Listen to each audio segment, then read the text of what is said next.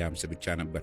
ትንሽ ቆይቶ ፊቱ በቁጣ እየነደደና እየተንቀጠቀጠ ከጃኬቱ ኪስ ውስጥ ትንሽ የሕክምና መርፌ መሰል ነገር አወጣና ወደ ሬሳ ሳጥኑ ሲያመራ ቤንጃሚን በፍርሃት ቢሰጥምም ከቦታው አልተንቀሳቀሰም ነበር።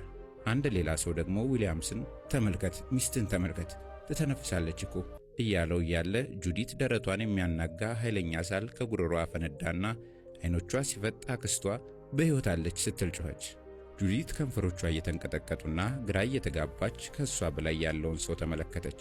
ዊሊያምስ የሚይዝ የሚጨብጠውን አጥቶ ሰውነቱ እየተርገፈገፈ በእጁ ይዞት የነበረውን መርፌ መሰል ነገር ጣለውና ላባ ጠመቀው። ቀጥሎ ሁሉም ሰው ወደ ዶክተር ዴቪድ ዞሮ ሲያፈጥበት በፍርሃትና በጭንቀት እየተናጠ ያየሁትን የተናገርኩት እያለ ሲንተባተብ ቤንጃሚን ድምፁን ከፍ አድርጎ ውሸታም አንተ ነህ የረዳኸው፣ በሕይወት እንዳለች እያወቅክ ሞታለች ብለህ ፈርመሃል አለው። ጁዲት እንደገና እያሳለች ጸጉሯ በላብ ተጠምቆ አክስቶቿ ደግፈዋት ቀና አለችና አይኖቿን በዊሊያምስ ላይ ተክላ ድምጿ እየተቆራረጠ ምን አደረግኩ ስትለው ዊሊያምስ መሬት ተከፍላ ብትውጠው ሁሉ ተመኘ።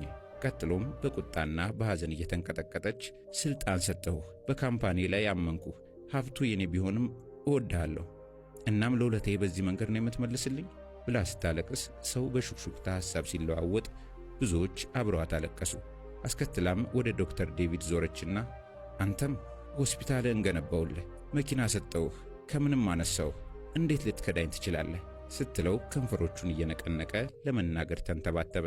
አክስቷ ደህና ነሽ እያለች ልታረጋጋት ስትሞክር ሕይወቷን ያዳነውን አዳፋ ልብስ የለበሰውን ጸጉረ ልውጥ ሰው አየችውና አንተ ማነህ?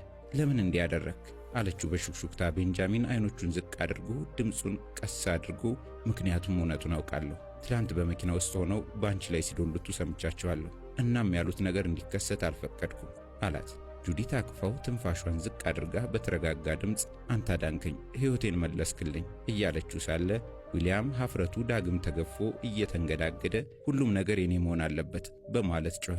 ጁዲትን የሚወዱ ሰዎች እያለቀሱና ጸሎቶች እያደረጉ እያለ ኃይለኛ የሳይረን ድምፅ በሩቅ አስተጋባና ጥቂት ቆይቶ ፖሊሶች ቦታውን ወረሩት።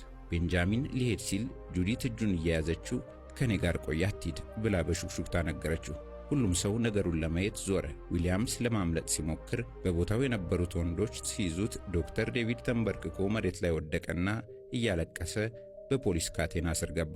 አሁን ሁሉም ሰው ቤንጃሚንን እንደለማኝ ሳይሆን ሞትን ያስቆመ ጀግና አድርገው ሲቆጥሩትና በአድናቆት ሲያዩት ጁዲት እንደገና በሹክሹክታ ተናገረች።